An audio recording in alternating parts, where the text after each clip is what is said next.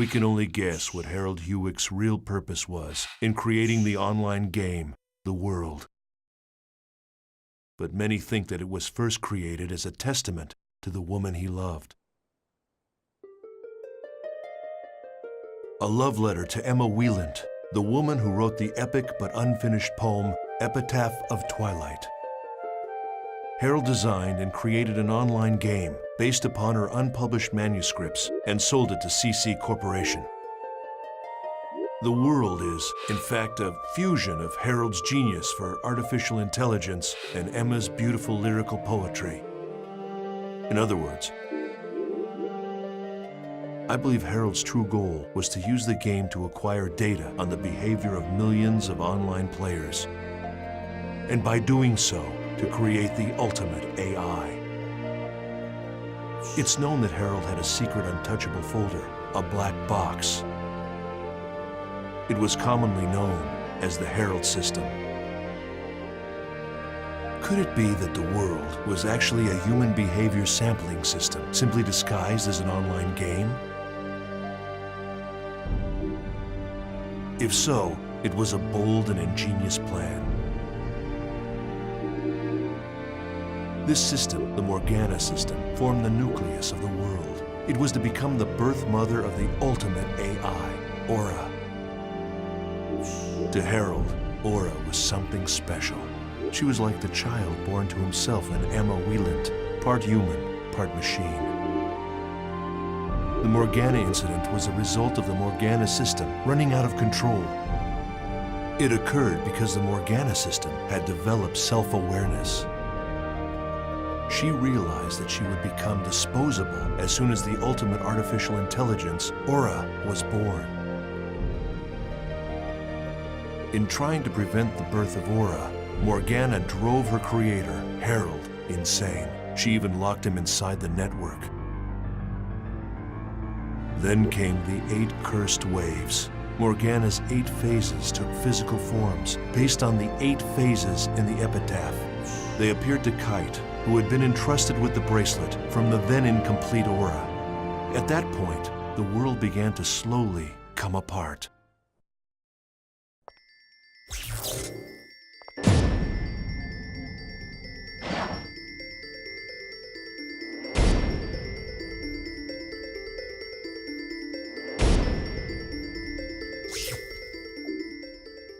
After destroying the 3rd phase Magus, Kite returned to Root Town, only to find the world completely in ruins. Server trouble increased. Game data was being destroyed by viruses. In short, the world was beginning to break down. Then strangely, these abnormalities began to expand and spread into the real world. Kite anguished over the fact that each time he used his bracelet, the problems with the world seemed to increase. However, with the encouragement of Black Rose, whose real-life younger brother was still in a coma from the incident, Kite reconciled with Orca's friend, Balmung, and decided on a course of action.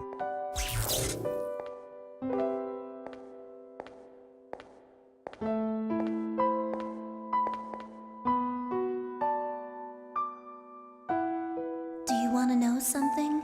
My brother fell unconscious here. Oh. I didn't tell you because I couldn't find the right time. Sorry. When I first met you, I forced you to come here, right? Yeah. I wanted to see what had happened here with my own eyes, yet I was too frightened to come here by myself. And I still feel that way. I'm very, very scared.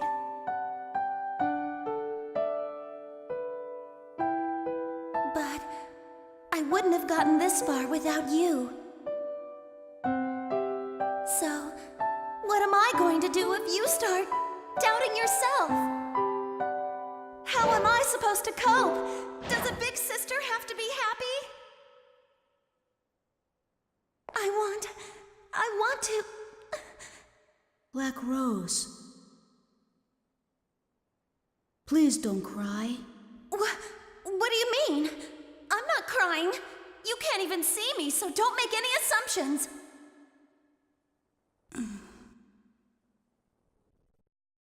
There you go. How typical. You always clam up when you should be talking. Yeah. I'm sorry.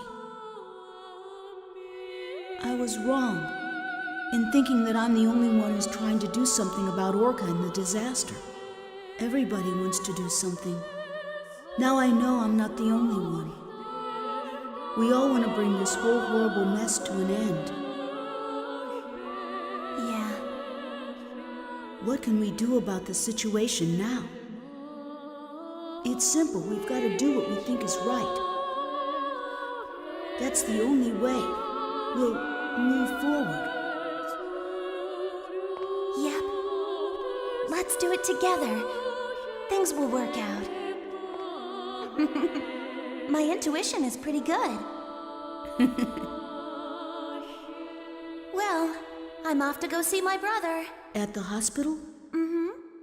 Thanks. Thank you. To you too. So, why did you help me? I scorned you when you both fought bravely. I am guilty of resorting to more cowardly means. You ask, why did I help you, but why shouldn't I? Yes, of course.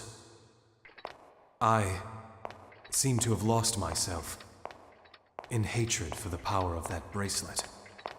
The power itself isn't good or evil. There are only evil intentions.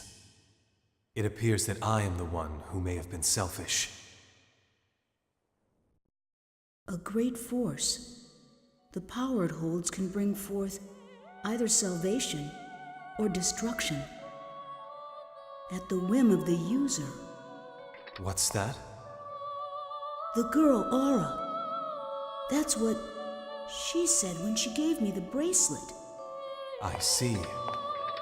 You are indeed the one who should wear the bracelet. I'm sorry for what I've said and done. I apologize. Balmung. I want to restore this world, and like you, I want to help Orca as well. However, it's not something I can accomplish alone. Perhaps you could lend me a hand. I am being selfish. Go right ahead and laugh. I wouldn't laugh because I happen to have a request too. Care to hear it? I want two things. To help Orca and to play in the world that's not corrupted. But it's really not something I can accomplish alone. Could you lend me a hand? Of course.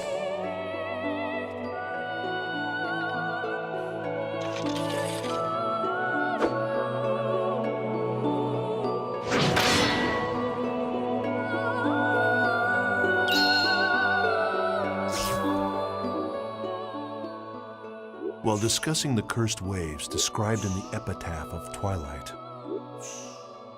Wise Man told Kite his theory that in order to stop the virus from spreading further, he had to defeat the 5 remaining phases, as well as Kubia. Wiseman's theory was of extreme interest to those of us working on Project GU.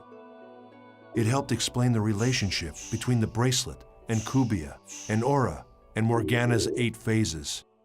In order to comprehend this theory, one must understand the true meaning encoded into the Epitaph of Twilight poem.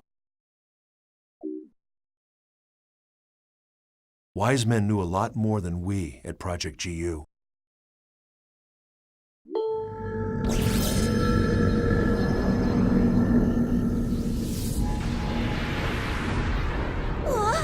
What the hell? It's a mask this time! Launching program. Audio and visual communication from this end will now cease functioning. White noise on the screen will signal the start of battle. Good luck. Ready!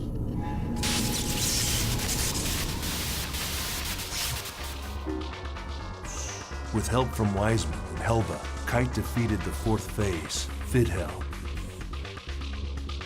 He also obtained the second aura segment. However, Leos, who was concerned about the spread of the virus, decided to destroy the world servers. Guided by her voice, Kite descended into the dungeon and was reunited with Aura. However, before that, Kubia appeared for a third battle with Kite.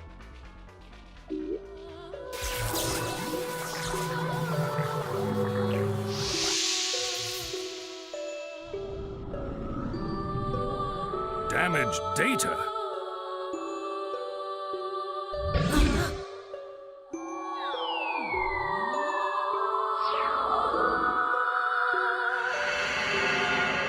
What's this?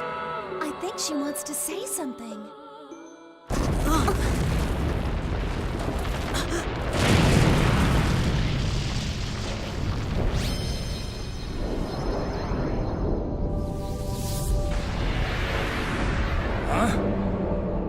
What is it? Something like that exists? It's that thing again! It's big. Too big. Can we defeat it? It's growing. As if responding to the call of the bracelet, Kubia's strength grew enormous. Kite must have felt terrible, having upset the very balance of the world. Or perhaps his mental state was like mine. Perhaps like me, he decided to try and act heroically, using the power at his command to set the world back on the correct path. After a long and difficult second battle, Kite defeated Kubia and made peace between the hacker Helba and the admin Leos. When we learned that, for this battle anyway, we were on the same side as a detested hacker. My teammates and I couldn't hide our surprise. Just as the epitaph of Twilight foretold, the King of Light and the Queen of the Dark were to fight on the same side. And that was how, through the Morgana incident, we were able to achieve the single most important factor in our research at Project GU, the liberation of Sora, one of the 6 coma victims.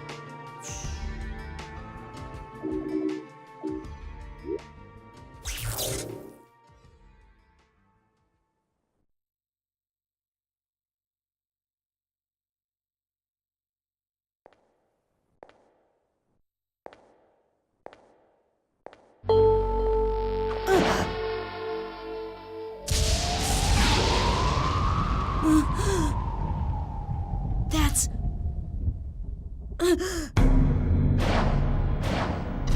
Skate's wand?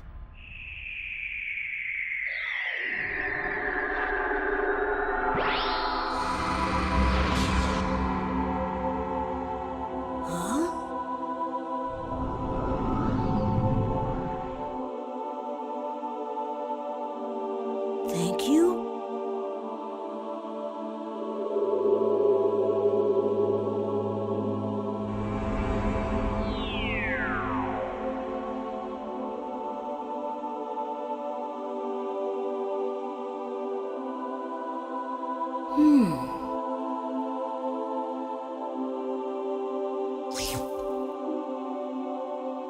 Skaith had done it. Skaith, one of the 8 phases, had merged with the spirit of the player who played as Sora. The player Sora had been imprisoned inside the network, within Skaith's staff. Sora was a rare and unique sample case. Government pressure, CC Corporation's very own cover-up.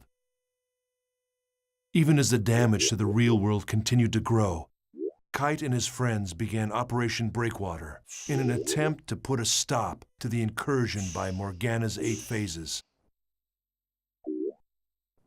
The Area Sigma, chatting snaring twins, is now quarantined. Communication will be offline. Ready!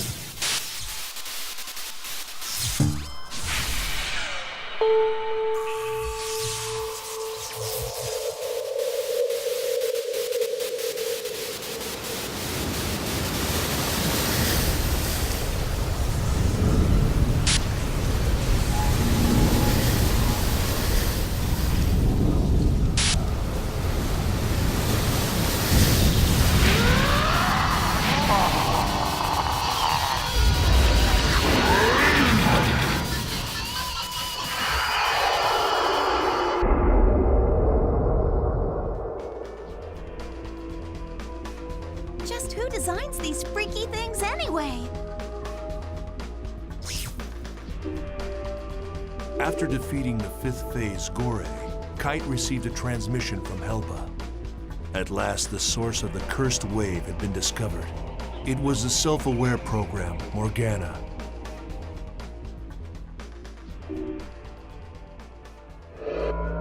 Guilty Universe. Harold Hewick's world of corrupted love and dreams.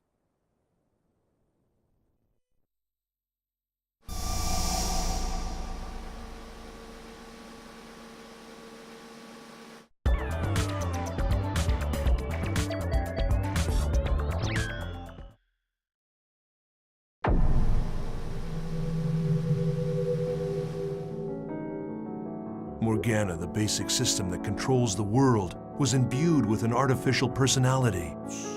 Her creator, Harold, had bestowed upon her the role of mother to the ultimate AI, Aura, but she rejected it. Instead, in order to preserve herself, she chose to imprison Harold within the network. And immediately after Aura was born, Morgana decided to delete her. When they learned this, Kite and his friends set out for their final challenge, to resurrect Aura. Oh, it's you. The barriers have been lifted. They're all gone. We can go back and forth freely now. Isn't that wonderful? Tell me, do you happen to know where Elk is? I don't remember. My memory these days is fuzzy. So, who are you?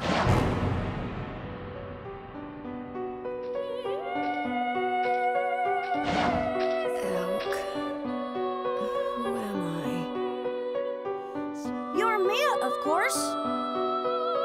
I have no memory. It's true. I only exist in the world. The only memory I have is when I'm in the world. No! Stop it! Mia!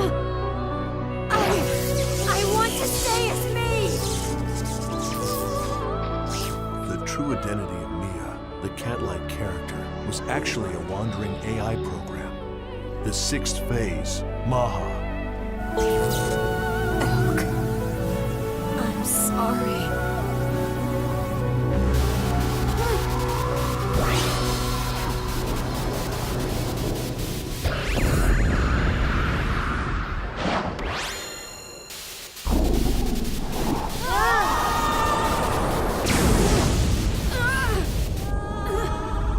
It's unclear why the sixth phase was the only one to take the form of an NPC. This was yet another important sample case for Project GU to consider. Was it possible to establish a character with the Morgana factor and put the powers of the 8 phases of the epitaph under a player's control? Mahal, the sixth phase, was destroyed, thus causing Mia to be erased as well. Elk, the Wave Master, had lost an irreplaceable companion. He mourned her deeply.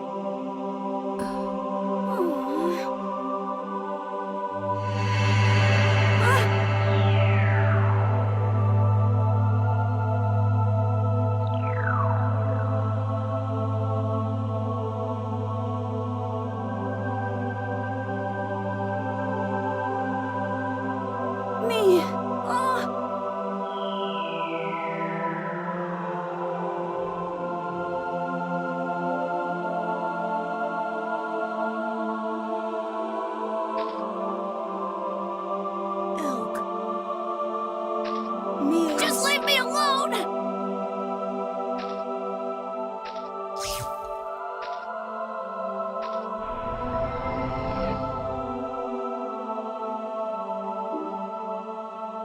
Now their quest had reached the point of no return. After collecting all her segments, Kite received Aura's help and was able to destroy the 7th phase, Tarvos.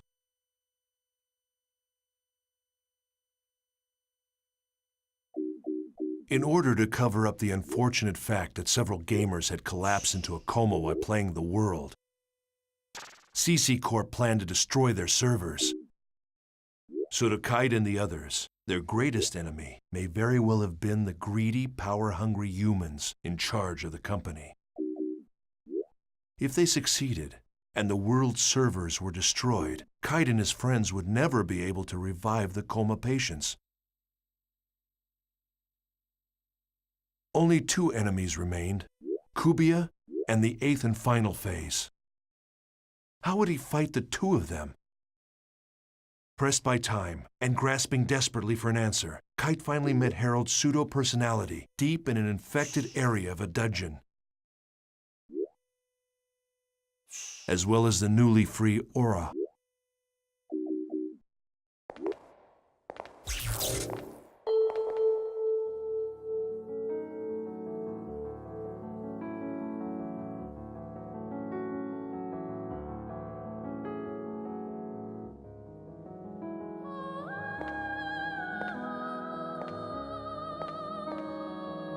Who goes there? Who are you?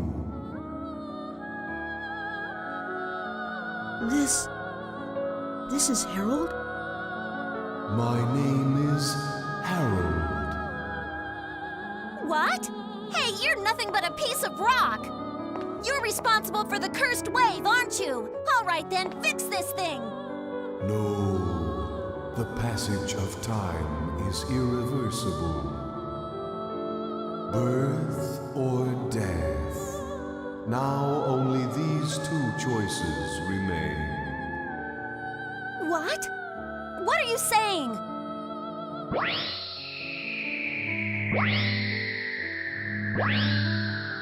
Aura!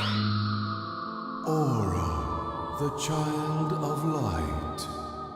Emma's daughter. My daughter. Just a little more. It's no use. This guy is totally gone. Aura, I have something I want to ask you. You said that I shouldn't fight Kubia, but why? Kubia is the shadow. When there is light burning in the darkness, a shadow is born. When the bracelet appeared in this world, Kubia was born as well. The bracelet and Kubia are the opposite sides of the same coin. Therefore, if you defeat Kubia, the bracelet will be destroyed. Kubia must have already known that, and that's why it kept running away. Kubia will no longer run away. Because I have finally been released. What do you mean? Massive data believed to be the wave is heading in your direction. That's the last one! Destroy it! Traveler, take this to heart. It is darkest before the dawn.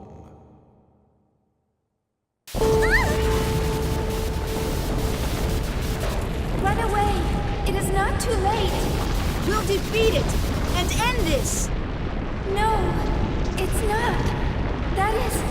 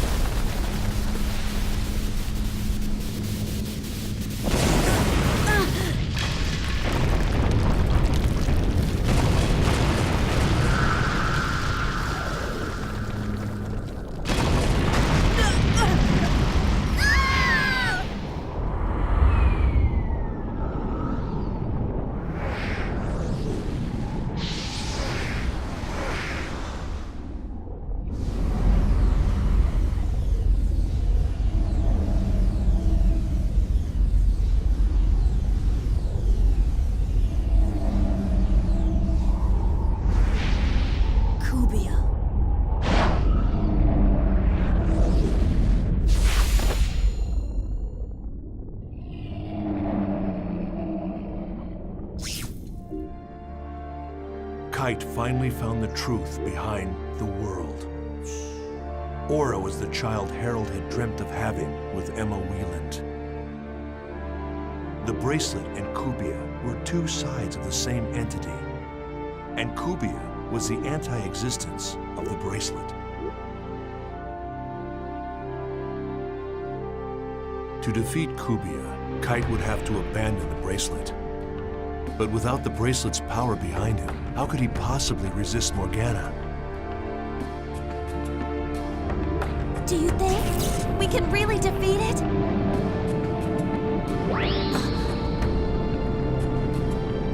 Black Rose, strike my bracelet.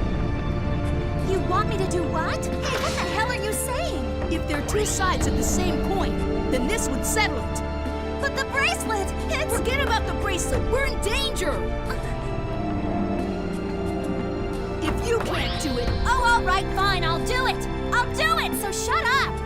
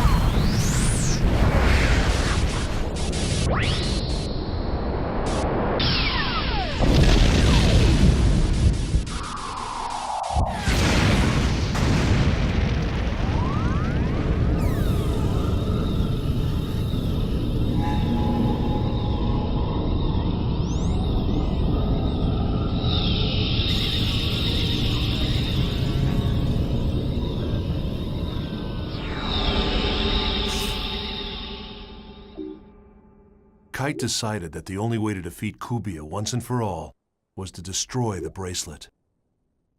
To do so, he was forced to enlist the help of Black Rose. Kite believed that the revived Aura had enough power to stop the cursed wave of Morgana. That's what Epitaph of Twilight meant. Twilight refers to a time of day that contains both light and darkness. If the epic poem had in fact been referring to dawn instead of dusk, then that must mean that Aura would bring light to the world.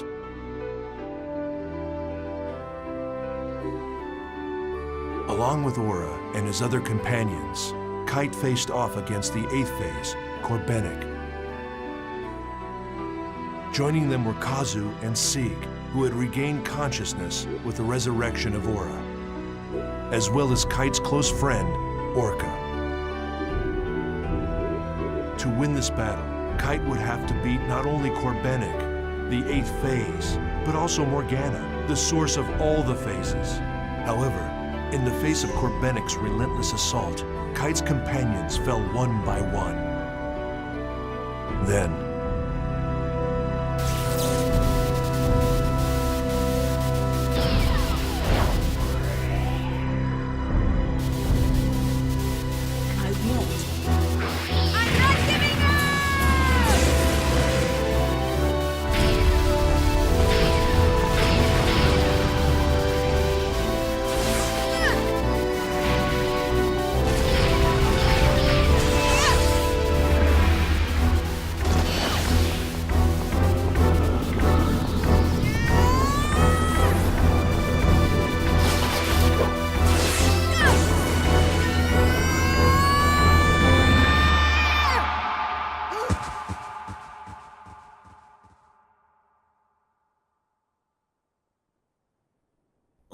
the brutal fight came to an end in an unexpected way. Aura sacrificed her own life on the tip of Kite's sword. Self-sacrifice It was the final act necessary for Aura to awaken as the ultimate AI. It was a bitter irony.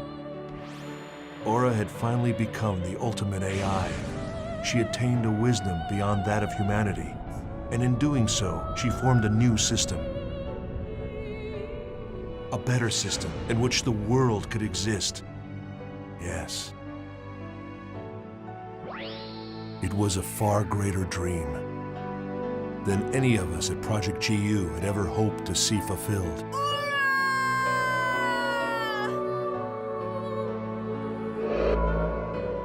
Genesis of Ultima. That's what it began to be called on the net. The battle by Kite's dot hackers that led to the birth of the ultimate AI, Aura. But who was a member of dot hackers? And who wasn't? I'm sure that whomever is reading this journal is wise enough to understand the futility in trying to answer that. These people weren't interested in being called heroes or taking credit for saving the world. They did it to save the people they loved, to protect them. It was with their own faith that they fought. Everyone dreams of a hero, but most of us can only catch glimpses of them, buried in the pages of a journal. And so, it was from this point that Project GU truly began.